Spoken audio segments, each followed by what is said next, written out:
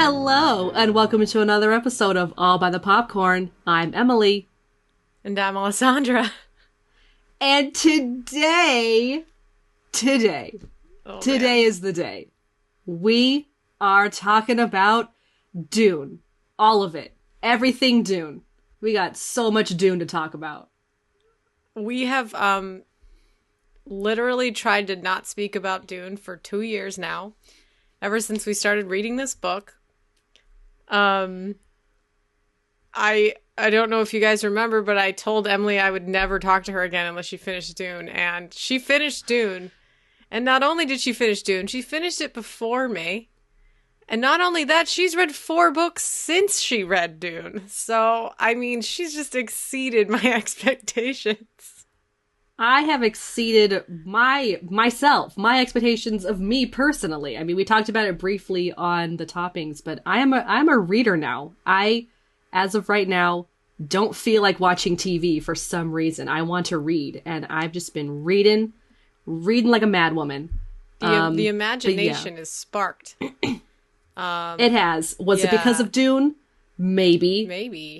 Was it because of book talk? It was probably because of book talk. But yeah. But yeah. But you know, your imagination does have to run rampant. Today we are talking about the book Dune by Frank Herbert. We are talking about the 1985, correct? 84 Dune by David Lynch. We're talking about the sci-fi Dune series from 2000. And we were talking about the 2021 Denis Villeneuve Dune that just came out like a couple weeks ago. As well as honorable mention, we will briefly discuss the documentary Jodorowsky's Dune. Yes, Jodorowsky's Dune. Mm-hmm. Yes. Uh-huh. So where to begin? Let's talk about this damn book. I know. I think that's a good place to start because we did it first. We read the book before we watched anything else. I did see Jodorowsky's Dune in college, but I don't think I saw the whole thing. So I didn't remember a whole lot about it. And this book, I remember reading it, the beginning of it, you know, like 2 years ago and thinking, I don't understand anything that's going on in this book. I had to spark notes quite a lot of things in the beginning because I didn't understand anybody's names or what was going on. and I remember that being a really big talking point of the book is that, you know, there's going to be a lot of terms that you don't know. But honestly, I feel like I have such a base knowledge of the book. Like, I learned so much about the book itself just by watching all of these different adaptations of it, because some stuff just went over my head. Like, I didn't know that the spice, like, gives you this, like, I knew it did something to, like, your psyche and it, like, made you see more. Yeah. But I didn't know that it helped people with navigating space. Yeah. Like, I didn't know that, like it had that, like, aspect to it. So it was really cool just learning all that stuff through the adaptations, because for the book, if there was a word I didn't know, my book had a whole, like, glossary in the back. Like, I could have looked them up. I could have looked them up every time, but I just kept going. I was like, I don't know what that is. Me too. I'll figure it out later. And then I just kept going. So I think, and it wasn't hard to understand. Like, you know, there's politics, there's, you know, the story was detailed out well enough to where I could follow along without having to look up all these terms. Like, I was like, it's probably not that important. Like, there was a word for, like, a fruit that, like, I read it. I was like, it's whatever this is. I looked it up at the end after I finished the book, and I was like, it just means pomegranate. Like, oh my God, or something. That's so like, it was just a fruit. Yeah. It was just a fruit. And I was like, okay, whatever. It wasn't important. So, like, it's a weird book. I feel like it did a really great job of, like, setting the world and, like, kind of getting you where you needed to be. But then I feel like once the Harkonnens attacked the Atreides palace on Dune, and, like, Paul and Jessica had to go off and do their own thing, I think it just went by way too quickly. Like, it just hit the ground running, and before I knew it, the book was done. And I was like, oh, is that it? Like, it was so crazy how detailed and slow it was at the very beginning. And then the second Paul and Jessica are off doing this thing, the book's done. And I thought it had a very kind of unsatisfactory ending. Well, it happened halfway through the book that the Atreides house gets, like, jumped on by the Harkonnens. And Duke Leto dies. Yeah. And so, like, I also didn't, like, I thought that the structure of it was kind of strange. I mean, this book was written, I don't know, 19... I gotta see this. 1965 was the first edition. They do say, like, I mean, I think that's when it first came out. It's just, it's like you said, you get thrust into it, and there's a lot of politics in the beginning, and then a lot of people get killed off. And then it's like, I think that's why it feels so empty, because you spend all this time, like, getting to know all these different people, and you're like, who's this person? Why? Where are they? Like, what is up with the? Why? Like, who is who? Who's friends with who? You know, you quickly realize that the Harkonnens are bad, but then you're like, how's the Emperor involved in this? What does the Guild have to do with it? Who are these 10 other people that were introduced in this book? And we have to try and figure out what their relationship is with everybody else that's talking, and it's not really like anything's described to you. It's more just like told through the speaking and the interactions between these characters. So that's what kind of made it more like a movie and less like it, because it's not really like a narrated novel. It's just like a third person, not narrated, just spoken kind of thing. And then the second half, it is told in quite a few different viewpoints. Like, I think we kind of get like we get a lot of people's like inner thoughts kind of happening. Yes, exactly. Throughout the entire book, like from a bunch of different people. So it's like this. I think that I mean, I know Dune is a very well loved book. I personally didn't really enjoy reading it. I know there are more, and I know that the story kind of continues on, and it takes a really weird turn. Like, I've kind of heard some things about what happens later in the books. But I probably won't continue it. But I think this type of book is a perfect book to be revisualized, like, on the screen. And which we do get to see, you know, with some great adaptations and some not so great adaptations. So it's like so it's been oh my god. I feel like I definitely now know this story so well because we've watched all these different adaptations of it, and I'll just like also the background of it, you know, and just the fact that it was kind of the proto Star Wars, the proto you know, like sci-fi fantasy that was created after Dune and then Jodorowsky's Dune, as you saw in the documentary. So I'm really glad that you watched that, because it really contextualizes the making of this movie, doesn't it? It does. Yeah. At first when you told me that there was a documentary, I thought it was a documentary talking about the making of the 80s movie. Right. And I was like, okay. So I went into this documentary obviously not knowing what it was about. And then when it started, this Chilean director was just talking about like because it starts with him talking about his other movies, and I'm like, so eccentric. Is this the right documentary? What am I watching? And then finally he gets to Dune, and I was like, so there's another Dune movie that we missed, but then by the time it ends, you understand that it never got made, and like the impact it had on sci-fi going forward. So like it was a great document. Like I really liked it. I was confused for about the first 75% of it, but like watching him like, you know, find all the artists and talk to all these actors that he wanted in it, like it really like showed the step-by-step process of like what it could be like to make a movie. And it was great. It was very exciting. And then like hearing about how he went to go see the 80s after his movie got no one picked it up. Right. So the project had to be scrapped. Expensive. Obviously, it was too expensive. He wanted fucking Salvador Dali in it. He wanted Salvador Dali in it. He wanted fucking, it's just like... Orson Welles. Are you fucking kidding Mick me? Jagger. Do you really really? Did you not, He wanted tech that wasn't even close to being invented yet. He wanted tech past Star Wars. Past the first Star Wars. It was like... I really want to know what Jodorowsky thinks of this Dune, because he probably was like, whoa. He probably would have loved it. Oh my God. I'm like, this is probably the closest, and it was so interesting, looking back now that we've watched, because I watched that documentary at the very end. I had watched everything first, obviously.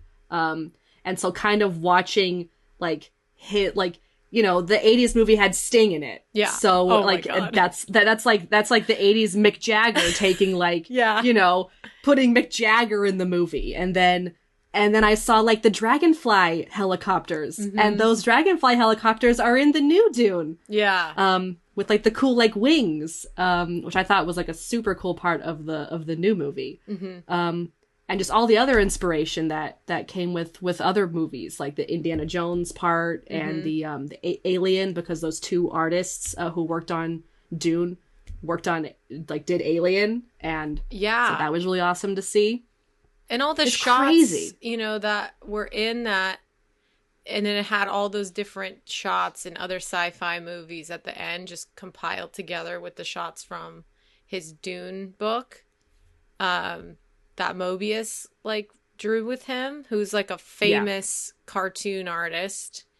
And it's just kind of this perfect storm of beauty that never was, that kind of influenced the rest of sci-fi, which is why people feel like this Dune, maybe it needed to be something a little bit more than just derivative of Star Wars, or derivative, because it's kind of the beginning and the end and all things, it's really weird to contextualize it when it's the beginning and it's the end right now, the most current thing, you know what I mean? Yeah. Yeah. And it was funny hearing in the documentary that everyone who kind of worked on this Dune project hadn't read Dune and didn't know what it was about. They were like, well, it's about spice. It's about this kid, right? It's so when they were showing different storyboard scenes of stuff that happens, I'm like, Jodorowsky didn't even read it. He read it while he was making it. He was like, oh, let's put this scene in there. And then he made up the entire ending. He was like, I'll just do it like this instead. This guy was so funny. And he's like, I'm going to put my son in it. I'm going to make him train really hard for 2 years straight. And it's buddy. I know, watching this, I was like, is this guy a genius or is he a psycho? He's both. He's both. He's both. He's an artist, man. He's really an artist. He's a genius psychopath. It was he was so cute. I loved hearing him just gush about this, and it was such a big dream of his, and but it was so funny because I was like, did you even read Dune? Do you? I couldn't take it seriously sometimes because I was like, this isn't what it. Okay, sure, that's not. Yeah, that's not really what happened, and that's not how that would go. But whatever. They were torturing Duke Leto, and he's pulling off his limbs, and I'm like, that doesn't. I'm thinking, that doesn't happen, right? He cuts off both of his arms, and then he cuts off his legs, and then he cuts off his head. And I'm like, how is he supposed to bite his tooth and when his head's gone? His head's gone. I know, and then what happened with the tooth? Because he didn't read it, because he didn't read the damn book. So funny. I mean, well, the thing is, it's both so complex and so simple at the same time. It's kind of aggravating in that way. You know what I mean? Yeah, and looking back, there's definitely a lot of not inspiration, but there are lots of different viewpoints that you can take on the book. I feel like the book was kind of written vague enough to where you could kind of do your own thing. Yeah, you could either follow it. You could either follow it step for step because that's how the book's laid out. You can either just do that, which is basically what the miniseries did. Yeah. Or you can kind of like, you kind of just say fuck it and like do something like add something that's like completely fucking crazy, kind of like what the 80s movie did. God, that movie. we haven't even gotten there yet, but like, yeah, I feel like the book is pretty much vague enough to where people can kind of like do their own thing a little bit, like with discretion. I was thinking about that because there's so many aspects of this story that are, you know, you could really just attach yourself to any bit of it that you like about the story, right? There's a lot of things that like I don't like about this story, but that doesn't mean that I don't think it's a really great sci-fi. It's just like, you know, it's clearly a white savior kind of story, but then it's like got so many layers in which, like, you know, Paul is a character that can be kind of like a genderless character in a way. He doesn't necessarily have to be a male. He's kind of like brought up by women, and everything that was like funneled down to him was women. Like there's women everywhere. Yeah. It's like a harem. And all the extra powers that he gets are kind of only given to women. But like he gets them nonetheless. And it's just, it's interesting. And yeah. Yeah. But you know, there's that aspect, and then there's like the fact that, you know, this takes place in a desert. Obviously, like we associate deserts with, you know, the wars that we've been having in the Middle East for, you know, decades now. And it's like things that we see on the screen, like the people that live there that are getting impacted by this, like, you know, spice production, oil production, things like that. It's like stuff, it's just so allegorical because it's a sci-fi, but then you're like, you don't necessarily have to look at it like that. You can look at it through the lens of like somebody whose personality and mind is bending and changing and altering because of drugs. Like that was also a big thing in the 60s. You know, it's like there's just so many things going on in this book. Yeah. So I guess, are we done talking about the book then? I mean, we can now talk about the 80s version if you want. Yeah, I mean, we can, let's go. I don't know what order you watched them in, but I went book, obviously, 80s movie, new Dune 2021, Dune miniseries, and then the documentary. That was the order I watched it. Yeah, I read the book, but I had previously seen the Jodorowsky's Dune, but I read the book, and then I watched Jodorowsky's Dune, and then I watched half of the 80s one first, and then I watched the other half of the 80s one, and then I watched the miniseries. No, I gotta restart. I'm sorry. Let me think about it. I'm like, that is not the This order is what happened. This is what happened for me. I read the book. I watched Jodorowsky's Dune. I saw the new Dune. Then I watched the 80s Dune. And then No, that's wrong. My brain is fucking goo, okay? Everybody listen to my last toppings. I literally have not stopped moving. So I'm really like kind of okay. Oh my gosh. I read the book. Then I watched Jodorowsky's Dune. Then I watched the 1984 Dune. Then I saw the new movie. Then I watched the miniseries. And I finished it today. I finished the miniseries today. In a 3-hour span. Yes. 3 hours? That shit was 4 hours long. I watched the first hour yesterday and the rest today. Okay. I'm so sorry. But yeah, let's talk about the 80s movies next, because I would like to say that, first of all, I was not aware that the 80s movie completely fucking bombed. I thought it was good. Like I genuinely no previous information. I was like, oh, the 80s movie Dune must be good. Like, I don't know, whatever. Okay. I don't know why I thought about that. But this, like, as I watched this with my roommates, who one had never read the book, so I was trying to explain to them like how different it was to the book. But honestly, after I finished reading Dune and watched the 80s movie, I thought that I had absolutely no understanding of the book because everything that was happening in the movie, I had no fucking clue what was happening. And I was like,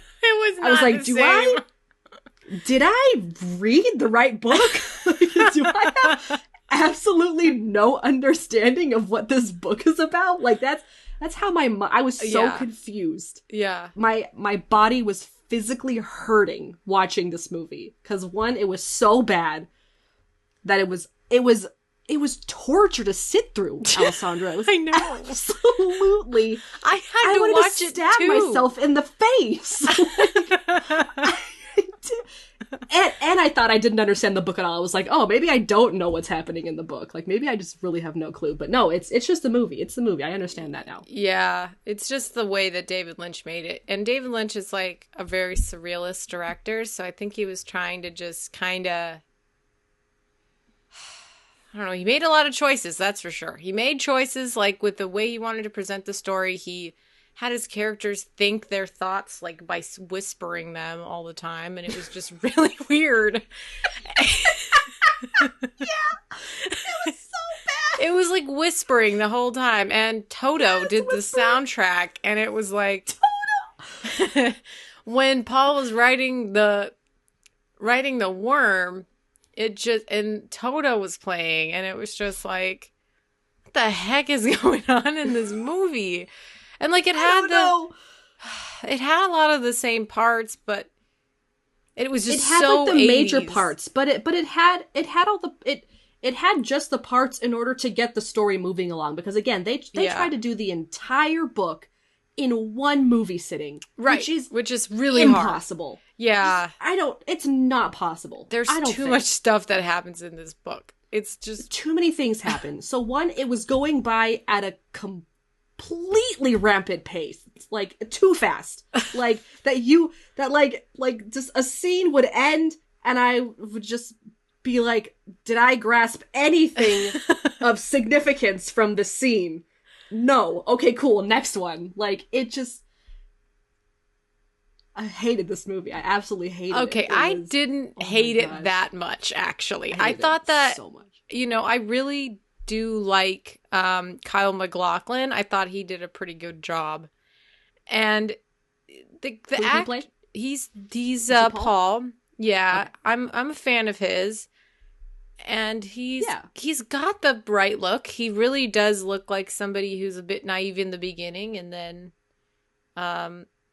becomes a good leader in the end, and he does do a lot of like leading in it. So I did see that with him, even though it was completely bonkers because he taught them how to use the voice and then taught them how to like shoot those guns and hit the pillar with their minds, which I don't like remember that happening in the book, but I guess it did. No. I don't know. I don't think it did. I don't know. And then like also the design was like very 80s, like all the costumes and there was some pretty fun set design and kind of weird characters and stuff and like outfits and things, but I just had such an issue with the Freeman, especially with Chani, because like she was just so 80s looking in my brain. Like I just could not see anybody other than like a supermodel as Chani.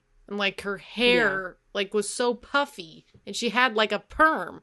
And I was like, what? Where would she have gotten a perm? In the desert. The perm is so high maintenance. That was not a desert hairdo.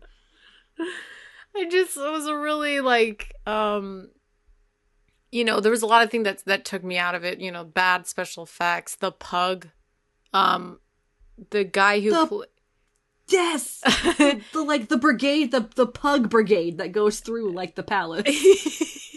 I did like the Bene Gesserit people because I thought that their costumes were really fun. They had like high, crowns and they kind of look like Elizabethan.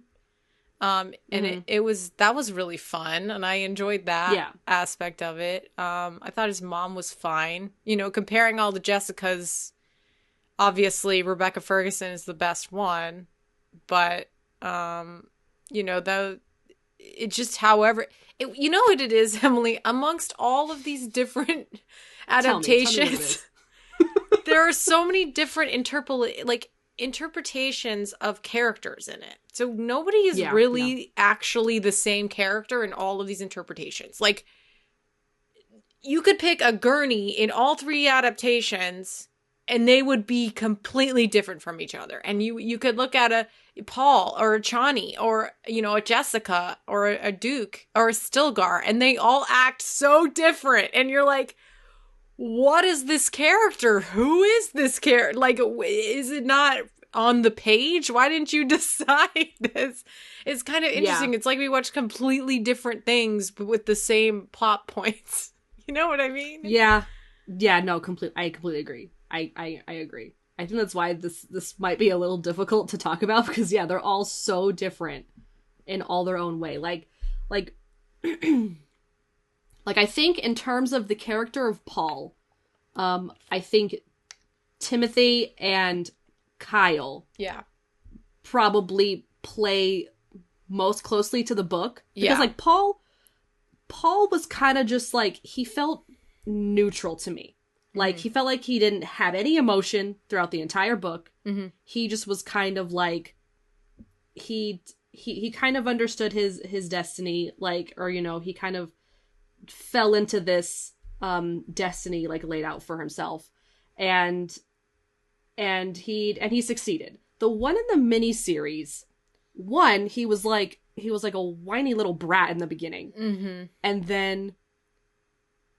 And then I thought it was interesting because, okay, so there's a plot point that I learned that happens in the other books. Apparently, Paul, like, you know, maybe isn't the prophet that everyone was thinking they wanted, and he kind of like goes bad, like in the next books. Okay. Apparently, or something like that. That's what I briefly heard. If that's wrong, I don't know. That checks out. Because by the end, he kind of has a lot of power, and he, like, feels that power, and he honestly, like, sacrifices himself to this, like, godlike figure. He like, sacrifices his son, and, like, you know what I mean?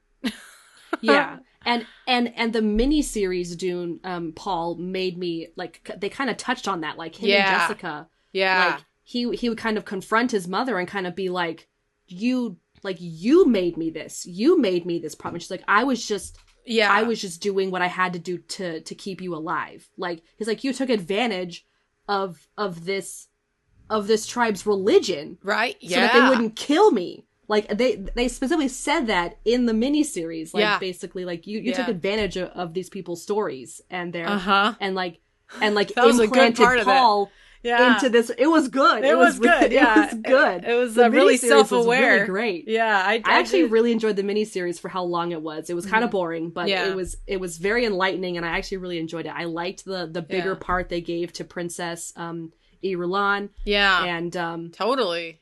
I agree. And the costumes were really cool. They were kind of cheap. They looked kind of cheap. Well, the whole thing was pretty cheap. Let's be honest. Very cheap. But you know, the acting was very okay. It was okay. It was very fine. Okay acting. Yeah, it wasn't bad. It was just fine. It was passable. But I thought the way they laid it out was very close to the book, which I very much appreciated. And then they added some extra stuff. Yeah, they added some things to it, and they, you know, there was some iffy bits of dialogue, a little bit, forward bits of dialogue, but, you know, other than that, I thought, I agree. It was, you know, just finishing it up today. The end was a little bit long. I just wanted it to be done forever. I mean, just the whole ending was just like the last 17 nails on a minutes chalkboard. Of that it was just was so. I was like, the fight that happens before Paul even goes into like confront the Emperor. Yeah, just took way too long. I was like, wrap it up. We still have another fight to watch. Like, I know. Wrap it up. It was. Yeah, but I think, you know, they, you know what it is? They really went at it with some themes. They really pushed the themes is what you know, like the political themes, the, like, thinking there's been somebody, like the kind of like mistrust of people in a household theme, like that's not in the new movie. We didn't have time for that. Like, so we had time to like kind of develop these like, questioning of the fact that Paul and his mother are kind of taking advantage of these people to survive. And, in a way, just kind of like existing on this weird prophesized dream that may or not be true, and yeah, it's just, but anyway, continue what you were going to say. No, I think I concluded that. Well, I mean, we're just kind of like comparing the characters between each, but I mean, Duke Leto didn't seem too different to me. Between, like, I don't even remember what the in the 80s one, who was even the Duke. He had like a salt and pepper beard and like blue eyes. He had blue eyes. He gets murdered, Yeah. Well, he bites on the tooth. Yes, he does. He doesn't really have much of a relationship with Paul.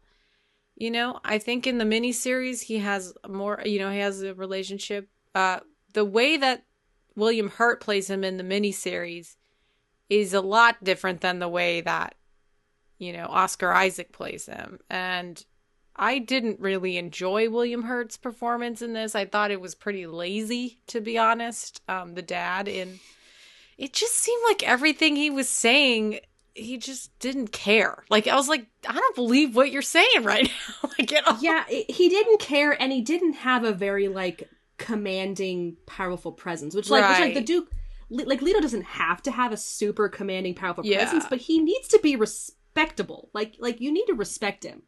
And and I definitely think Oscar did such a great job.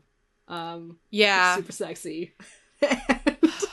I mean, that aside, that him being sexy aside, he was a really good Leto. Like, he was really great. Like, yeah, him and he's Timothy a hot had dad. Some really, he's a very hot dad. I mean, come on.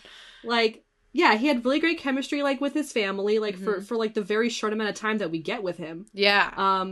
Before he dies, like, in the story. And that's really great that he was able to, like they were able to show such great chemistry in such a short amount of time, really. Yeah. Because, I mean, the Duke dies, like, just seems super fast in the book. Like, well, I think that's what Denis wanted to push, that theme. I think that definitely the 2021 Dune has that theme of the father and son relationship that is a little bit less so in all the other ones. And, it's just something that the director wanted to do. And maybe even in the book. I mean, the book didn't seem like... I mean, they talked, and he was, like, showing like, Paul how to run, like, the planet, like, how to be a Duke, because, he needed to teach him. Yeah. Like, they didn't have too many, like, one-on-one, like, father-son type of, like, bonding scenes. It was just like, I need to teach you how to do this, son. Right. Come with me to the spice mining thing. Let's save all these people. Which was cool. Yeah. That whole scene in the new movie was, I mean, it was amazing. Like, it was breathtaking. So and, just like, I mean, every scene. I mean, we haven't really gotten to that yet, but, you're just talking about characters right now. There's so many characters in this fucking book. So we okay. I know. Next one. We talked about the Duke. Okay. What about Jessica? We sort of talked about Jessica a little bit. Yeah, sort of. She's chill. I like how the book has her point of view a lot of the time, because she's in the whole book, and I think that writing this really strong female character alongside this, kind of wishy-washy male character lead, boy child. Yeah, the boy child. It's kind of interesting because, like, Jessica's inner thoughts are kind of like, she's a really cold person, really, like, she is very realistic. She's very like punctual, you know what I mean? And I thought that the performances of the other people who played her were definitely more like that, the book kind of Jessica's, where the new movie, Rebecca Ferguson apparently and Denis were like, we think she's a cold lady and we're going to make her not cold. We want to show emotions from this woman. We want to show that she is a mother. She's a Bene Gesserit. She is a, a wife. Like, she's all these things. And that's like always battling inside of her, and she has to kind of push down her fear all the time. And that's like, I mean, that's just an amazing performance by Rebecca Ferguson, And not to mention, she went out of her way to go against the Bene Gesserit like way, because she wasn't even supposed to have Paul. Like, she had Paul because the Duke wanted a son, and she loves the Duke. So she's going to give the Duke what he wants. And she didn't do it with a drop of blood like Hodorowski said. I don't know what the fuck this guy was talking about. What is that? What blood are you fucking talking about? Oh my god. Yeah, he's like, so we're gonna have a flashback scene of how Paul was conceived. Where the Duke's gonna be castrated. He's not gonna have a penis. And Paul's gonna be conceived with a drop of blood. So that, like, and then it's gonna travel through her body, and it's gonna go find her ovaries, and it's gonna go into the egg. What? I love it so much. I love just like, if you saw a trailer for this, or you just saw the cover of this freaking book, you could probably invent a story for this, and it wouldn't be so far off of what actually happened, and that's exactly what fucking Hodorowski did. Anyone can write a story of a kid and his mom in the desert. There you go. That's Dune. That's exactly right. There's sandworms that make the spice, which again was like kind of more clear in the miniseries that the sandworms were directly the makers. They say that they're the maker in the book, but it just like didn't really make sense to me. I didn't know what they were the makers of. I'm like, the makers of the Dune? Like, I don't know what they do, because they're slithering. Because they're slithering underneath, like making dunes. Like, I don't know what they're doing. Makers of. What are they doing? What are they dooning down there, man? I don't know. Just cut it out. But dude, let's talk about the worms for a sec. Yeah, the worms. These worms, dude. And my favorite part of every movie was, give me a good look at these worms. Let me see them. Let me see the worm. Let me see it. Obviously the worms in the newest movie were the coolest. Yeah, oh yeah. The most realistic, like, the most, yeah.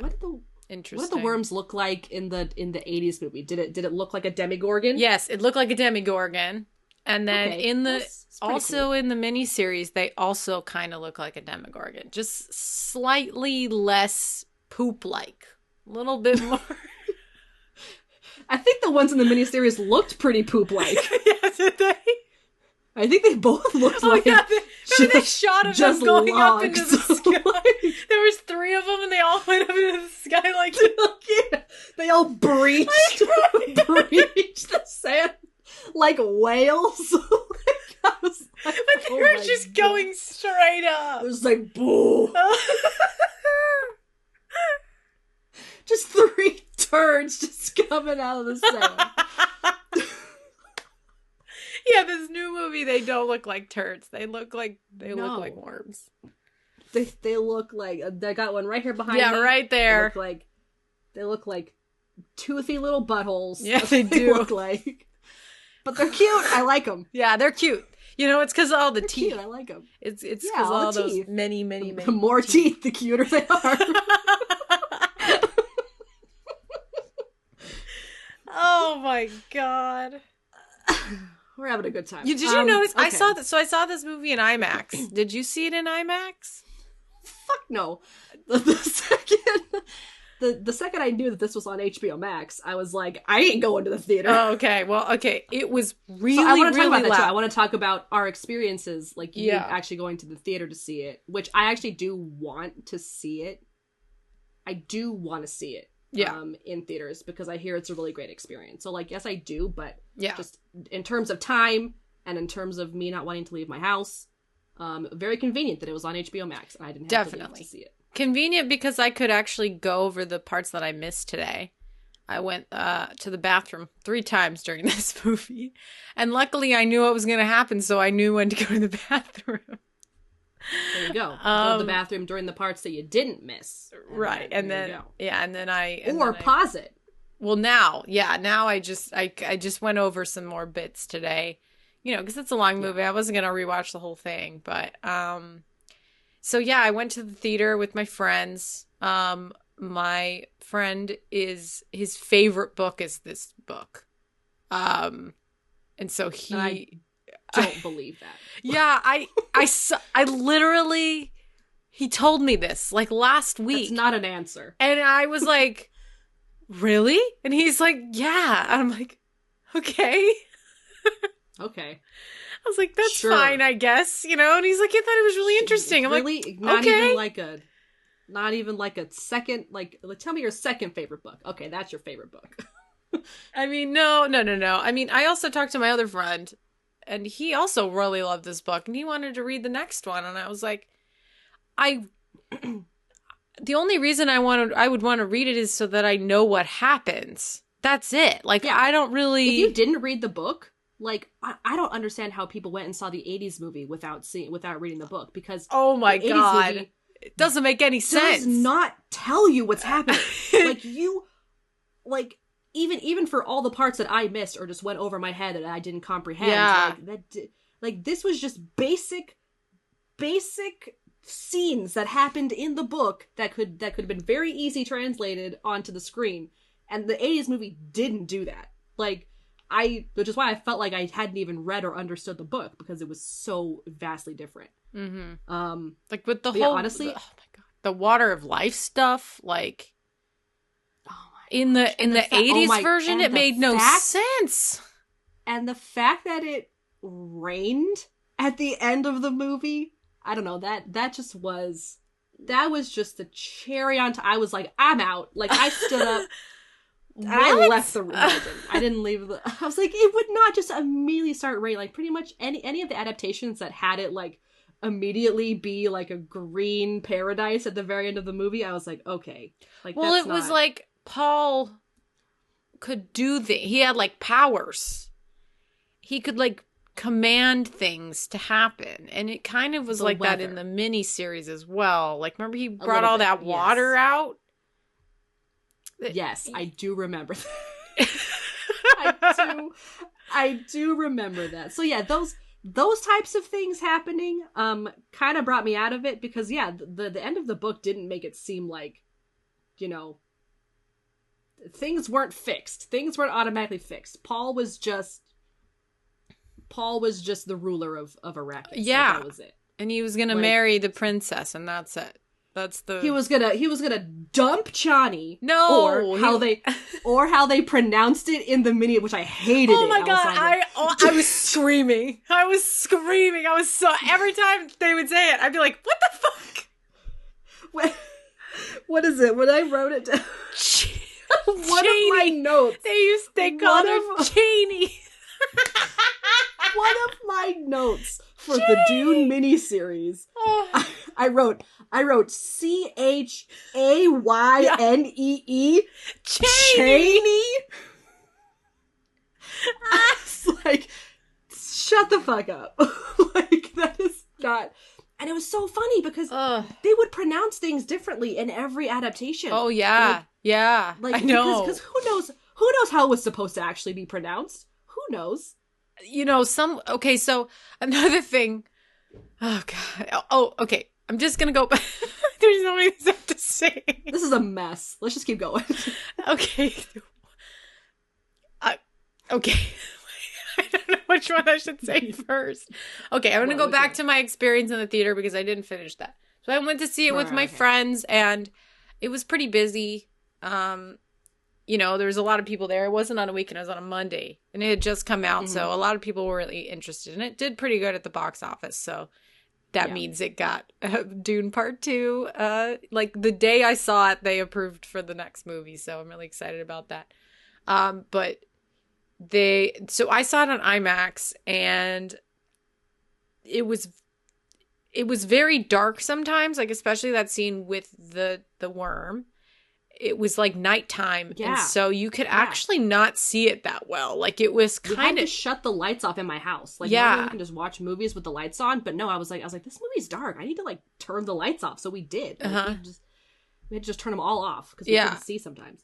It was That's very crazy. dark, You were in even the in the IMAX. Like I saw this thing and it's dark in there, and I was like, "Oh my god!" I mean, it was nighttime, so they just made it like kind of have no light, and I don't think the two moons were out or something. And so I saw that, but then also it was very, very loud. Like there was parts of it that were so loud in this IMAX theater, like.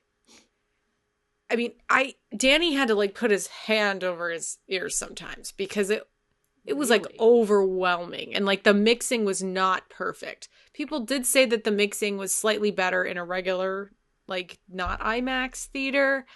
Okay. I also I watched there's like a bunch of little, like I said, there's like little tiny featurettes on the HBO Max.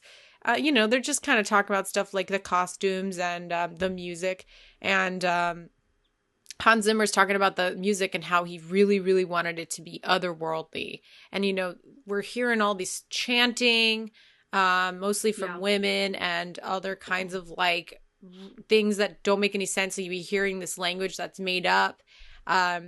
He said he just experimented with noises from like all around the world and just has like layers and layers of like random things to make it sound like really alien. And you know what? It really sounded pretty alien. It was like really weird, and it really added liking the music. Yeah, I thought it was really good. Yeah, it really added to it, but it was so freaking loud. It was so loud. Okay, don't know how I feel about that because my coworker was saying to watch it in a Dolby. Maybe that was better, digital, whatever, than IMAX. He seemed to like it in Dolby, and he was even saying like I should watch it in Dolby. So I don't know, we'll see. Yeah. I mean IMAX is just generally loud. Like I don't really necessarily like to watch things in IMAX too much, just because it seems unnecessarily loud.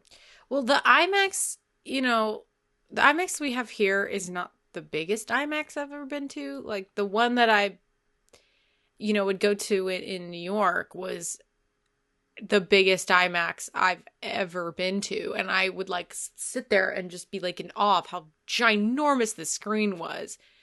And then when I go see the ones here now, I'm just like, the screen is kind of small compared to that giant one in New York that I used to go to. But I think it would be like overwhelming to see this movie on like the screen in Lincoln Square in New York, because I mean, just seeing that freaking humongous worm in front of you, it's like, wow,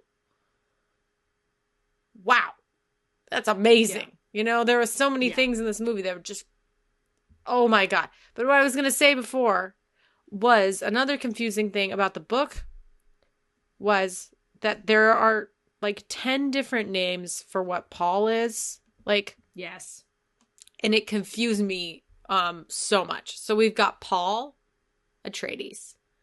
We've got the Muad'Dib, which is that cute little mouse, which we saw. Yes, which is his Fremen name. Fremen name, yes. And then we've got the Lisan al-Gaib, which is what the people of Arrakis, the Arakeens, right? That's what they call him. Probably call like the prophet. Probably. Yeah. Like, and then the name of the Messiah. Yeah. And then there's the Kwisatz Haderach, which I think is just like the being that he turns into. Like I think it's just like they made it sound like it's like the Kwisatz Haderach just made it sound like it was their word for God. Like it was just, he was like the thing that was bred to become the ultimate unifier. And then there was Chani's name for him, which was Usul. So that's 5 fucking names for one person, and it was so confusing. Yeah, for sure. So I wholeheartedly agree. It's like, which what? the miniseries didn't even use Usul at all. No, they did not. She only called him Paul or Muad'Dib, I think. Muad'Dib. I think she just called him Muad'Dib the whole time. Yeah, probably. Or my beloved or something. You know what? They're like pet names. Well, that's the thing. Usul's like the he calls Chani something in the book too, which it means like my love or something like that. Yeah, I thought he called her like my beloved or something. Yeah, but like whatever. In the Fremen language. My life water. Like whatever. Something. That checks out. That checks out. One thing in the book that kind of confused me was how is Jessica, because she becomes the Sayadina, yeah, and she's able to change the water. Yeah. How does that happen? The water of life. She changes it. Yeah, the water. Yeah, so that it's safe for others to drink. I think so. Or something. Is that like that part always kind of like I just moved past it. The water of life stuff, dude. I don't know. Like, was so confusing. Okay, so basically, from what we saw from the few different things that had the water of life in it, which was the miniseries and the 1985 version, and then also the book. She takes this obviously when she's pregnant, and what the water does is like she does this with the other Reverend Mother there, and that Reverend Mother dies so that she can live because she drank poison. And in doing so, I think she like transforms it from poison because she's a Bene Gesserit. And then that other Reverend Mother like kind of uses her life, and then like the baby that she has, oh my god, like the 1985 version with the fucking baby. The baby that she has like becomes an all-knowing Bene Gesserit like girl when she's born, which is just, I mean, I'm so glad that this freaking Denis version did not have that in there, because people would have been so confused and so discomforted by this little talking child. And I'm just, the next one, people are going to be like, what the fuck is going on in this book? Because that's in this movie, because that's really when shit hits the fan, is the second part. All of the tame shit happened in the first half. I know. All of the not crazy shit happens in the first half of the book. So the second half is going to be fucking bonkers. Yeah. And then so then Paul drinks the water of life because he needs to like ascend. Yes, exactly. Basically, his mind needs to expand, and he's stuck. He can't go any farther, so he needs to nearly die. Yes. And then I guess putting it back on his lips brings him back. I didn't understand that part, but okay. Yeah. I don't know if I thought he just woke up eventually. No, Chani put it on his lips. She like kissed him and tasted it. In the book too? I think so. I thought that just happened in the miniseries. But in the book, did they mention that the Baron and Jessica are related? Yes, they did do that. Oh. Yes, Jessica says that she doesn't know who her father is in the book. And then since Paul takes the water of life, he finds out in his all-knowing state that she is actually the daughter of the Baron, and therefore he's the grandson. And that's why in the end, Aaliyah is like, I'm gonna kill you, grandfather, and then she stabs him with the Gom Jabbar.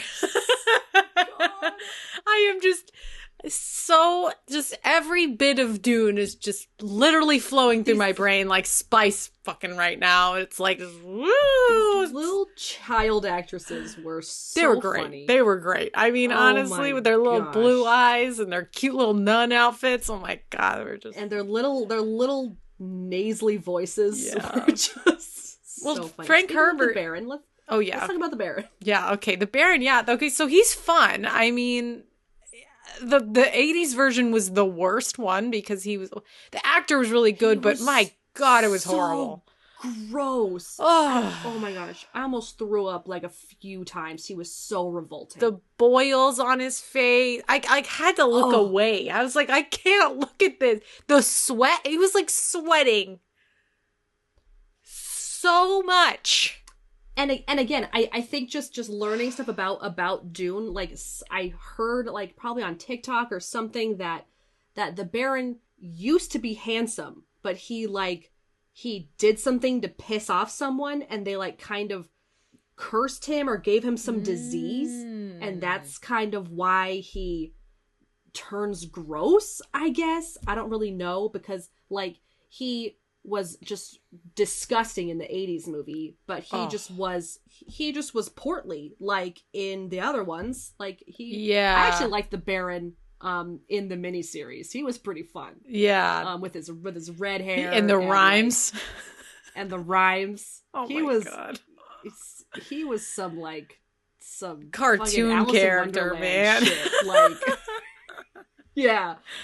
He was pretty fun. And I liked all the different colors and shapes that were in the miniseries. Like with the Baron, he was like red, obviously, and he had a lot of like very pointy, like triangular shapes. And then whenever you were with the Emperor, his were all very cool toned, like blues and purples, and all of their shapes were like round. Like with the Bene Gesserit like headdresses and even Princess Irulan's like outfits were all very like round. And then Dune, it was all very like rectangular and like square, and obviously yellow, just because desert. But yeah, I thought that Baron was fun. I also thought Skarsgård. Yeah. Stellan. Yeah. Is that his name? Yeah. Skarsgård. I thought he was really good. Yeah, he was. Yeah. As a Baron. Do we ever figure out what that weird black spider thing with the hands it was just a pet, I think. It was just a pet. So they didn't put the Baron has that whole subtext of him being very predatory and rapey, and they did not have that in the new one, which is just awesome because like it was so over the top in the other ones, and I didn't like reading it. I didn't like seeing it as a visual on the and he was fucked up in the 80s movie. Oh like, my God. And they had those heart every plugs. Scene with him. Yes. What the every fuck? Scene with him. I was like, I was just waiting for it to be over. Like every when time he was Sting on screen, was smiling at him while he was like raping that guy after he pulled his heart plug and he was like bleeding all over the place. What the fuck was that scene? Oh my God. I don't know. If you were a kid and you saw that, you'd be so distraught. Ugh. Oh my gosh. It was a bit more subtle in the miniseries, but it was still there. Yeah, it was, because he had like a dead one, like they had in the book, Yeah, where Fade tries to kill him with his companion, like tries to kill him, right? That part? Yeah. God, what the heck? I was really hoping for the gladiator scene, right? Fade. Yeah, we didn't have any of that in the Colosseum. I know, no version. I thought like I remembered that, and I was like, wasn't there like a kind of a gladiator scene or something? Didn't put that in any of these. I think the miniseries did the smallest like reference to it when they were like training. Mm-hmm. And like some guy came out with like a spear or something and Fade fought him. I think that was kind of supposed to be the touch of that. I remember that. I'm interested to see who's going to be Fade. Yeah. Wait, do we know who Fade is yet already? No, in Dune Part 2? No, we don't. Okay, he has not been cast yet. Okay, well, he probably been cast. Yeah, we just don't. We just don't know yet. We just don't know yet.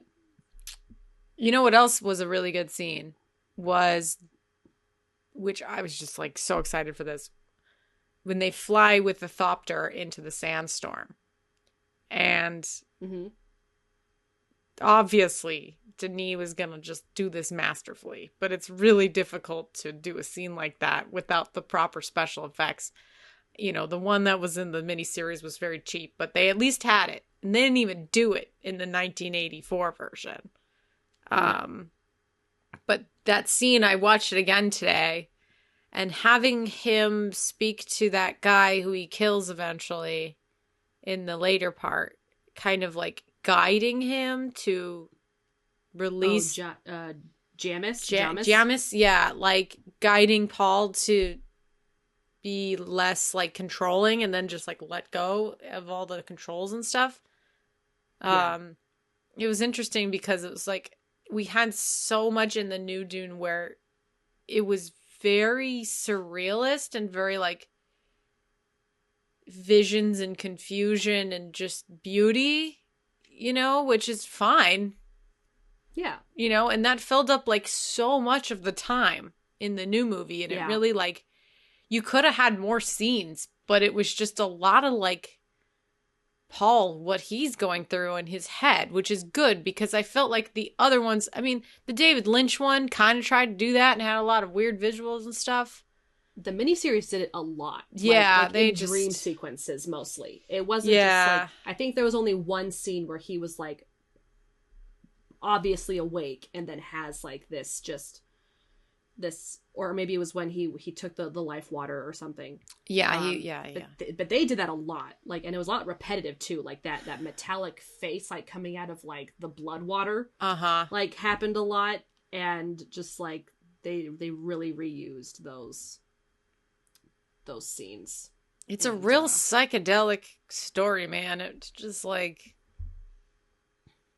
it's like they're all on drugs or something, and they are. Yeah, and it's like, yeah, and it was really funny watching a lot of this stuff with my roommates because, again, they didn't read the book, and so I'm just trying to explain to them what's happening, and they're mostly confused by the screenplay because they say a lot of weird stuff. I mean, a lot of the things that made more sense, like reading the book, was kind of the inner thoughts. Yes, and like you don't when they were speaking to each other, actually, like out loud to each other. Yeah, it would kind of be a bit cryptic and a kind of like, you know, rhymes and like phrases and weird, like, you know, like Paul always says like fear is the mind killer. Like, you know, don't whatever. Like people don't just say these things to each other, and it's just it was all very weird.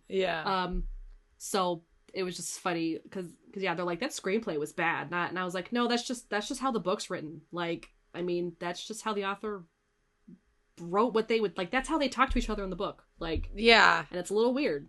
I thought that obviously the Denis one, they really brought a lot of human qualities to it. Yes, you know, and even with the bad guys, it was still a lot more personal. Like, they even had that joke with that spider with the Harkonnens, with the Bene Gesserit lady, and the fact that like, you know, she's like, the spider like it needs to go out, and he's like, he doesn't understand you, and she's like, out, and it left. Like, there was like a tiny joke. It was just the smallest little joke in there, and like, if they pop these small little things in there, especially with Oscar Isaac and like, you know, Jason Momoa and stuff, but you know, and also like putting in this kind of like those personal touches, like touching like a bromance kind of, and like, you know, smile gurney, and like things that really tied the people together and like brought these characters, just small like things like that, you know. It makes it more real. Like, it makes it more like attainable and reachable. Like watching the miniseries and even the 80s movie, like these movies just seemed so out of reach. Like, there was no way to, obviously, like, there's no way to relate to them. There's no way to like really even like a lot of these characters. Totally. Like the Paul in the miniseries was a lot more likable than I think Kyle was in the 80s movie. I mean, I'm not like, Kyle was fine. He just was kind of like boring. He's pretty boring. Kind of how I felt about Paul in the book. Like, Paul was just kind of boring. To me. So it's just, it was nice that Denis like added these things, because it just makes it a bit more personable, I guess. Or like, just, when Thurful not so high and mighty like sci-fi. Yeah, like, yeah. You know? Yeah. Like, they're taking it too seriously. Totally. Like when Thurfer Hawat, like, comes out with that cute little parasol. And he's like, parasol. And he walks out. And people, like, chuckled in the theater. And you're like, oh, man, so cute. You know, I was like... you felt that, you know, that's good direction. That's good screenplay. Like, that's, you know, a director's gonna get that kind of acting, those performances, that, like, connection with the characters that he can get, and it works. I mean, obviously the new Dune, the cast is unbelievable. This cast is so good. Like, if I was gonna cast this movie, I would cast all these people in this movie. It's like a dream team of actors for this frickin' adaptation. And, you know, even though a lot of them get picked off, we still got, you know, a little bit of, we got Gurney in the next one. So that's exciting. And, you know, he's not gone yet. He'll make an appearance. Yeah. I mean, you know, won't get Sir Patrick Stewart, but, you know, Josh Brolin's pretty good. Patrick Stewart. I completely forgot. I didn't forget. I know, like, he was in the movie. Did not expect that. I mean, that was like up there with Sting, but wow. That was just, yeah. I didn't know Sir Patrick Stewart was gonna be in the 80s. I didn't know either. Until I saw him, and I was like, what? And then, even then, like, you know, I love Patrick Stewart, but even he couldn't get me through. Like, oh man. Like, it's so crazy. After I finished reading Dune, I was like, that was an okay book, I guess. Whatever. I was like, kind of like downing the book. And then I watched the 80s movie, and I was like, reading the book was more enjoyable than watching this movie. Wow. Oh my god. Also, Denis' choice of putting Dr. Liette Kynes, making her a woman instead of a man, was a very good choice. And I was really happy because, you know, even in all the other ones, the miniseries in the 1984 version had, like, no diversity whatsoever, and it was, like, horrible. No. It was like, what? I don't understand. Why is there so many white people in this? Can we not have just any? This is space. It could be anybody. Like, it doesn't have to be white people. I don't understand. People couldn't even have been human, even though I did hear that Dune is supposed to be like... It's supposed to be in the future. It's supposed Earth, to be like... Yeah, like very far in the... Not Earth, but like... Yeah. They put the year. They put the year in the movie. It's like 10,000 or something. Year 10,000, I think. Mm. Okay. So Earth has been, like, long destroyed, and we, like, found other planets, I guess? They don't, like, they don't, like, reference Earth. Because Caladan isn't Earth. No, like, they just found, like, I think it's just so far in the future that it's kind of like they've all surrounded themselves around the spice planet because that's how they travel. You know? Yeah. But it's not really, but they have, like, the religious aspects. There's things that trace back to Earth religions. Because there's that whole part in the appendix about it. Yeah. The other thing I learned from watching, like, the I think I didn't learn this until the miniseries, but because there was this white blobby character that showed up in the 80s movie that I did. Yeah, in the beginning. Fish. Yeah. Like, I didn't know what that was until the miniseries, because the miniseries actually took the time to explain shit to you. Yeah. Bit too much, I think, but... You know. A bit much, but it was very helpful, I think, with understanding the story a bit better. And I think I might have learned it from a TikTok, like, just, so basically what that creature was supposed to be is that when something has so much spice, like, they just become this, like, navigational unit being, like that's how they navigate, like, those are those navigators. Makes a lot of sense. Because the spice was coming out of its little beak. in the Yeah. 84 version, and I saw it and I was like, what the heck is that thing? I didn't know what that was, but yeah, those are the navigators on the Oh, ships. they're Like they've like had the so much spice that dolphins in they've Star yes, Trek. basically, yeah, they've had so much spice that they're not even human anymore. They've just turned Oh, into some that is so some distressing. thing, Ugh. and now they help navigate people through space. I guess that's because they mention it in the '80s movie, and they mention it in the. Did they talk about it at all in Dune Part 1? I don't know. They like Wait, they I think like they did. mention Didn't they the show? guild. I don't think so. I don't. They don't explain a lot to you in this new Dune, which is honestly for the best because there's I'm fine with again it. we're debating all these things and it's like every time you introduce something, you make it more complicated. So just have it be. Don't explain it, just have it be, which is what Denis does. He doesn't explain things, he just has things happen. And you're still able to follow. Like, yes. pretty successfully. Because like, you can visualize it.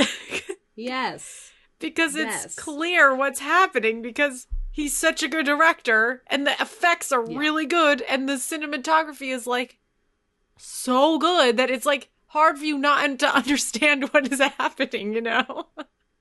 Yeah. Yeah. Completely. It just the quality. I mean, obviously it's like I'm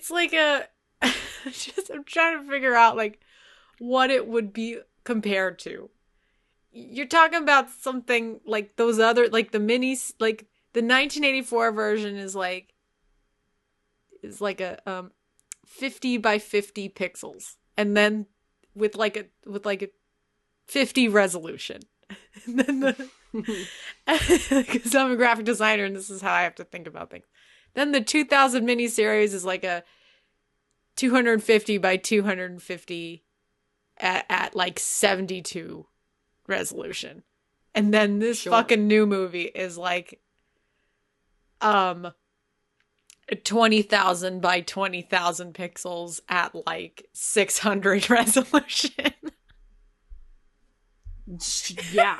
It's like I totally know what you're talking about. So much more. Everything is so much more. Like the visuals, everything is like so much more beautiful, so much more crisp.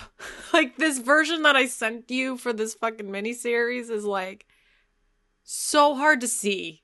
It's like so fuzzy. This miniseries. Yeah. Yeah. Well, not to mention we watched it on YouTube. So now you already know what quality we're dealing with here. Everything was just a blurry face to me. But still, still pretty enjoyable. But yeah. Oh man. Is there anyone else to talk about? We're already over an hour. Oh wow. It's just there's a lot. I mean, Zendaya. We haven't talked about Zendaya. That's right. I kind of wish we already had the part 2 so we could talk about all of this like succinctly, because now I feel like we're missing it. It's Zendaya's time will come in the second half. Like it will come. Yeah. Like I know everyone's like mad that Zendaya had like, 2 things to say and she was barely on screen and that's true, but Chani is not in the first part of the book. Yeah. Like, she's not. He sees her, but like he doesn't even really his dreams. He doesn't even really talk about her that much. Like maybe once or twice he mentions that he sees somebody, but even then I could be like completely making that up because and then like I figured out that Liette Kynes was her parent, and we don't know that yet in the movie, the Denis movie, because she didn't say anything about it. Because Liette got murdered in different ways. But in the miniseries was how Liette actually dies. In the book. Yeah, which is how? Like that Baron? Spice thing. Like they get left by the Baron to wander into the desert. And then they get tired and then they fall, and then that spice plume like sucks them up. That's what happens in the book. Well, yeah.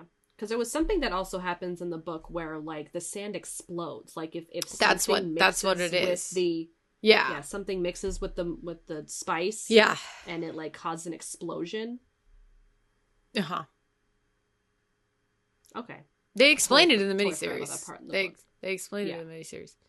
But yeah, so Zendaya isn't much in it, but we did get, like, people were saying that, like, I saw this whole movie just to see Zendaya's perfume ad thrown in there. And you know what? I saw that, yeah. It's like that. It really be like that. Like, she really just kind of, like, is slow motion, pretty, with her blue eyes, you know. We did get her for a little bit at the very end. She did a really great job for that very last scene. And yeah, I would like just to mention that Alessandra told me that the Dune 2021 was going to be the first half of the book. I did. But I told you a couple times. But I actively chose to not believe her. I know. I was like, Emily, like, would be like, what was it? I was like, no, we were talking about it. So I watched it with my roommates and it ends. And they're like, Zendaya was like not even in it. And then I was like, yeah, because this is only the first half. And they're like, well, we didn't know that it was only the first half. I was like, yeah, I apparently knew, but I didn't say anything because I totally just didn't believe you. I was like, it's gonna be the whole movie. Come on, it's gonna be the whole book. Why would they break it up into two? You know, and I had read that part of the book like a year ago. Like, I finished that part of the whole movie like a whole fucking year ago. And so did I. And I rushed to finish the fucking end of it. It wouldn't even matter if I finished it or not, because it wouldn't have mattered. I know, and like, it wouldn't have mattered. I knew, like, I swear to God, like, I got to that point and I was like, there's no way that this movie, there's just no way that it's gonna get any farther than Paul and finding the Freeman with his mom. Like, that's it. Like, I don't know what. I do really, I mean, when I left this movie, I was so anxious because I was like, I just really want to see the second one. Like, it just hypes you up and we know it's going to happen. I'm actually really excited for the second half. Like the second half was, even though it was a lot more confusing, it was a lot more enjoyable to read. Like, I actually really liked the Freeman. And their entire culture and their whole like ideology around the water, and all their little like rules and like, I actually really enjoyed that part of the book. So I'm actually more excited for the second. Like, I enjoyed the first half, but I'm really looking forward to the second half. And not to mention, we've got a romance with Paul and Chani as well. You know, that is like all involved, and Paul becoming more of like a figure instead of a person as well, and like the whole tragedy of them losing their son, and there's so much drama. I was so mad when they lost their child. Yeah, and the guy in the show was like, don't worry, Chaney, we'll have more kids. I know. That's what he says in the book. That's exactly what he says in the book. And I was like, oh. Like, Paul, you emotionless turd. He acts like a robot in the book, too. He has to push it down because he's the leader. A fucking robot. He has to contextualize it and just forget. He has to just like push it all down so that he can do this fight, you know? And like. Yeah.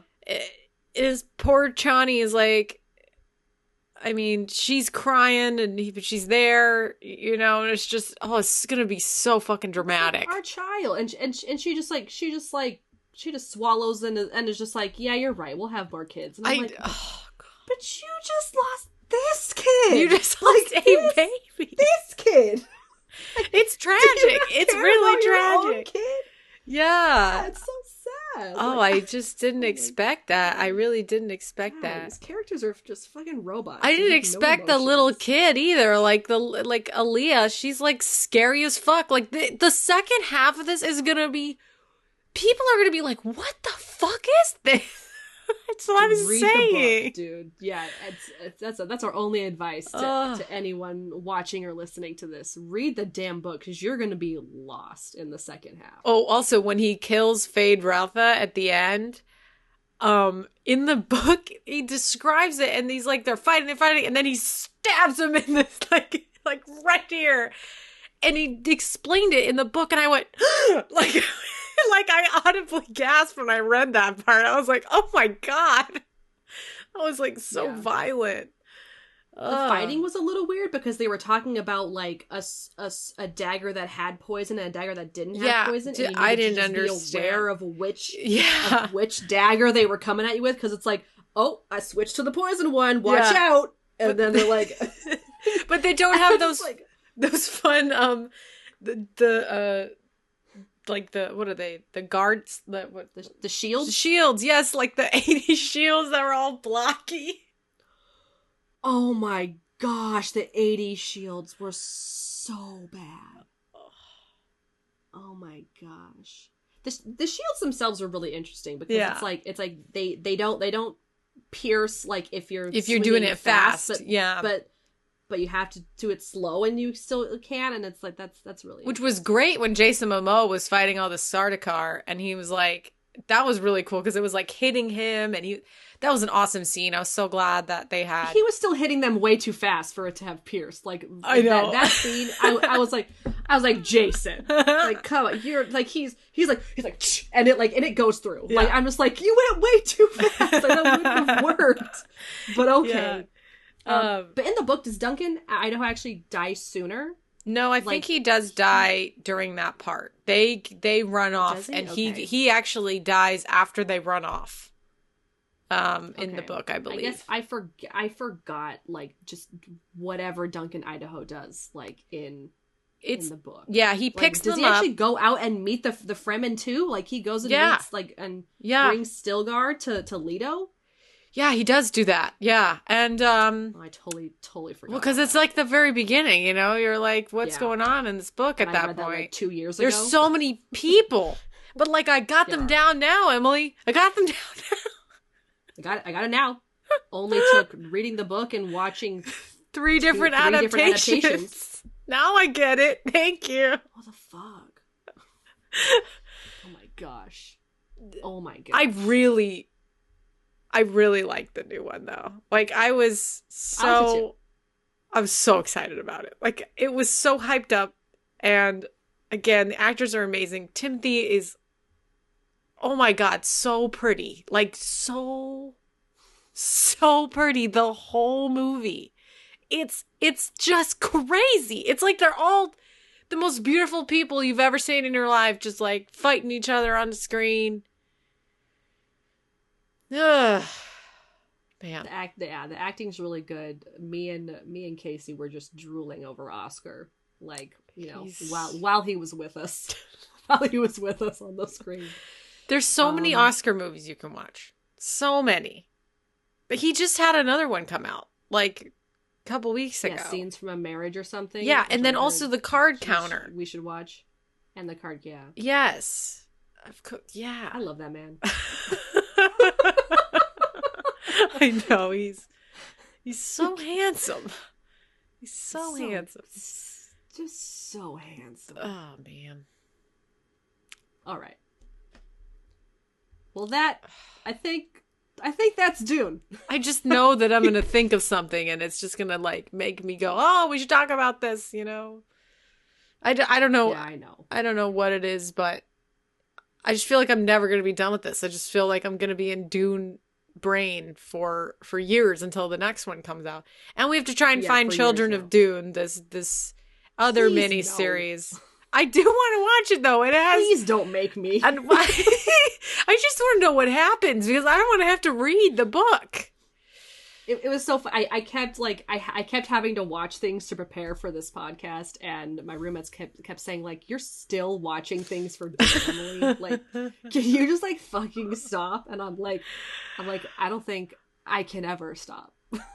I don't think I ever will. Yeah. Also, let's just read the next book. No, I don't want to. Please don't make me. I don't want to. I really don't want to.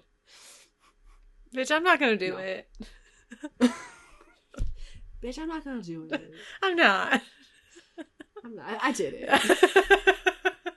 Watch it be one of those things. But I don't know. Like, I feel like this movie. Let's watch Children of Dune first with James. I think that's a good that's a good idea.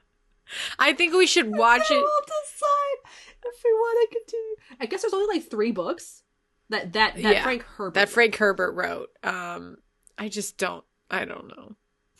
I don't want to. I just didn't enjoy reading this book that much. Like, it just wasn't. Neither did I. Neither did I. So why are we trying to talk Little ourselves Women, into reading okay? it? Like, Little Women. So that's what I was gonna say. I was like, this one, because this movie was delayed by 2 years, we had to like. Only if a movie is delayed by 2 years will Emily be able to finish the book that we are reading in order to talk about it for the podcast. We had to just push. We had to just watch so much and do so much for it, and we did so much for Little Women as well. This is like our comprehensive read the book, do the thing, watch the movies kind of thing. So I'm proud of us, and I'm. The sci-fi. This movie is very good, though. The Denis Villeneuve movie is. It's pretty great. It's pretty breathtaking. Denis is so good at sci-fi. He is my favorite sci-fi director. I'm gonna watch every movie that he makes. Like, he's so good. Just take my money. Take my money. Sorry I didn't see your movie in theaters yet, Denis. I will. I promise. I will take my mother. I will take my mother if I have to. I will go see it in theaters. Mm-hmm. I promise. So I can give Denis some money. But yeah, Denis, just keep being fucking great, man. Like, you just amazing. Amazing. All right. All right, let's not look at these plot keywords. Oh shit, I forgot. I forgot we don't have to just end the podcast. No, not yet. Not yet. Oh my god, an hour, and we're almost to the length of our Downton episodes. Oh, it also said that this is in the trivia. Hans Zimmer is a humongous fan of Dune. He said it was like one of his favorite books. Of course he fucking is. Men fucking love Dune, okay? Like, I don't know what it is. Jeez. Men love Dune so much. I've never met a girl that loves Dune as much as a man. Because I wouldn't say I love Dune. I just like this movie by Denis. That's what I like. I only love Dune because I love Denis. Yeah. And I only love Dune because I love Timothy. And also Oscar Isaac. And Oscar Isaac. And also Rebecca and Ferguson. Jason Momoa. Yeah, okay. All right. All right, let's look at these plot keywords. We've got desert, sand, chosen one, based on novel, Dune. There you go. Also... You know what this needs? Worms. That's what that is. Spice. Sandworm. Okay, I have another thing to say. Danny dressed up as a character for Halloween, which was great. Was he Paul or was he? He was just. I guess he was Paul. Because he made himself a still suit, and then he wrapped up one of my extra fabrics around him. He looked fucking great. And I was gonna say something else, but I forgot. Okay, let's continue. Okay, Metascore. We're only gonna do the Metascore probably for. Oh my Dave God. Bautista's in this movie. Oh yeah, that's right. That's right. He's the nephew. He's the first Raban. Yeah. The nephew Raban. Yeah. Why do I know all these fucking names? Oh my God. Because it's so ingrained in our minds now. Like we have ascended to how much Dune knowledge we now have. Oh my God. There's a lot of 100s here. I'm gonna just count them. 1, 2, 3, 4, 5, 6, 7, 8 100s up here in this Metacritic, which is amazing. There's only one negative review. Got a 74 Metascore. I don't know if you had said it already. Damn. All right, let's look at this negative review. Oh, you love to highlight those negative reviews. Just because we have to know. We have to know. We gotta know the all the different viewpoints. There you go. Yeah. Here we go. Slant gave it a 38. Dune ends up feeling like an extended prologue for what one can only hope will be a sequel that will clarify its parables and paradoxes. I mean, that's basically what it was. Yeah, but that doesn't mean it was bad. I still liked it. Yeah, it was still good. Literally, people say the same things. They're like, this is an amazing setup to another movie. Like but it's like so beautiful and like literally the Seattle Times gave it a 100. It just says it's remarkable. Yeah, I think it's just hard to see because we don't have the second movie yet, and like it's like the Hobbit movies. Yeah, but those were much worse. Like, I actually liked the Hobbit. I own all three of them. I liked them. I genuinely enjoyed them. Yeah, but like in terms of like, I don't know. The Lord of the Rings, I would equate it more to. Like, that's better. That's much better. I was going off of people don't like it. The okay. Hobbit movies. But yeah, equating it more to like Lord of the Rings. They're good as like a pair, a trio. We gotta don't say anything until the second movie's out. Okay. I'm gonna read this 100 from Uprocks. It's an immersive, transporting, intriguing, fully realized world that we can enjoy spending time in without rating against our ideas of which character should win in that world. I don't know how the story plays out, but for now I'm content to bask in the spice glow. Yay! There you go. Love it. Fun. Oh, also I love that tent that him and his mother are in that like has the water around it, like it takes all their moisture and like puts it into the tent. That was really cool. Yeah. That was so fucking cool. Their costumes were so cool. so you should definitely watch the little like thing on the costumes, the little featurette on HBO Max. Oh, for sure. I wonder how long until they're in the oh, well, I guess they can't be in the Academy Museum unless they've like won an Oscar, right? Is that how the Academy Museum works, or is it just a museum for movie related items? I think it's just like a movie museum because we don't have anything like that in LA or like anywhere. There was the costume exhibit that would travel around to places that we went to. Yeah, that was like an aspect of movies, but it wasn't like, the whole all things movies. Yeah, this was like, I'm so excited. We gotta do that soon.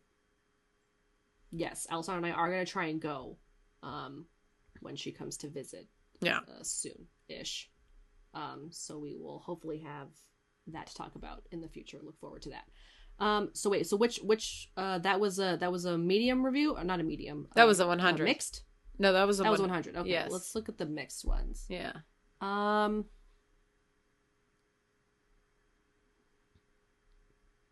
want to read the Chicago Sun-Times 75. Okay. It says, the jaw-dropping visuals and pulse-pounding sound editing in Denis Villeneuve's stunningly gorgeous Dune are so awesome it makes up for the slow-moving and quite familiar storyline, which is basically the New Testament meets Mad Max meets Star Wars. Okay, yeah, Mad Max.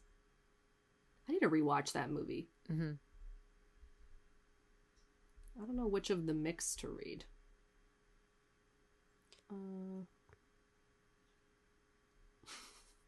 This one's funny. It's IndieWire gave it a 42. In the end, Denis Villeneuve was all too right. Your television isn't big enough for the scope of his Dune. But that's only because this lifeless spice opera is told on such a comically massive scale that a screen of any size would struggle to contain it. Okay, well, that's a little harsh at the end, but I thought, because you were talking about resolution earlier.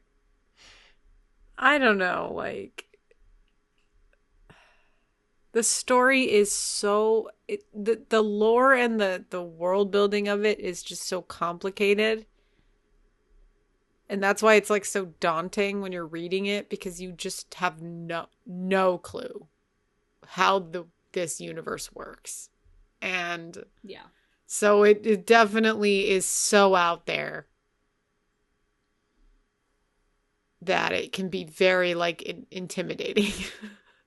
And Yeah. and I think Denis does a good job of rating it in. The book, I love that I would just any Dune book related TikTok I would just send you, because it was exactly how I felt when I don't think it was as difficult. I just didn't want to read it. Yeah. Like, it wasn't that like I was confused, because again, I just decided to ignore all the parts that confused me and just kept powering through it. Yeah. So it wasn't too bad, like, reading it, in my opinion. But yeah, did I really grasp what was happening? Probably not, but I got a general understanding of what was happening in the book. Like, all of the very base scenes that were happening, I got it. Mm-hmm. I understand. Yeah. But yeah. But I think that is Dune. I think that's Is it? I think we're done. I think we're done. I think we're done. I think we're done. Jesus Christ. Okay, that... I'm so tired. That was... Yeah, we've been doing this for way too long. That was Dune.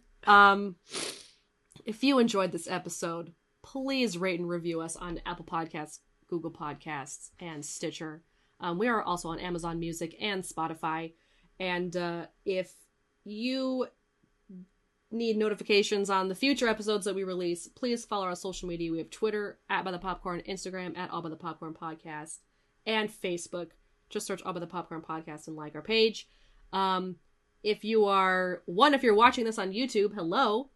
Please subscribe to our channel. And if you're listening to this, we also have a YouTube channel where we have recorded this on video, and there will be a copy of it on YouTube. So go check that out. Just search All By The Popcorn Podcast and subscribe to our channel. And if you want to reach out, say hello, talk to us about Dune, sure, email us at allbythepopcornpodcast@gmail.com. And also, please check out our merch. That'd be really great. But thank you for listening and watching. We will talk to you in the next one. Goodbye. Bye.